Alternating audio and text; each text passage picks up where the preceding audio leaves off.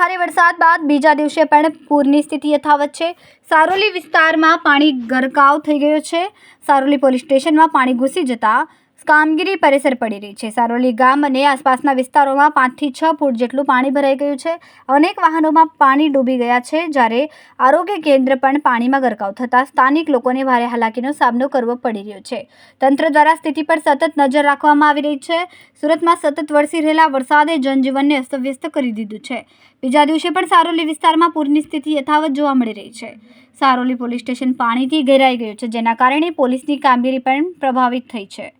સારોલી ગામ અને આસપાસના વિસ્તારોમાં 5 થી 6 ફૂટ જેટલું પાણી ભરાઈ જતા અનેક રહેણાંક વિસ્તારો જળબંબાકાર બન્યા છે। લોકોના વાહનો પાણીમાં ડૂબી ગયા છે, જ્યારે આરોગ્ય કેન્દ્રમાં પણ પાણી ઘૂસી જતા આરોગ્ય સેવાઓ પર અસર જોવા મળી રહી છે। સ્થાનિક લોકો મુશ્કેલીમાં મુકાયા છે અને તંત્ર દ્વારા બચાવ અને રાહત કામગીરી હાથ ધરવામાં આવી રહી છે।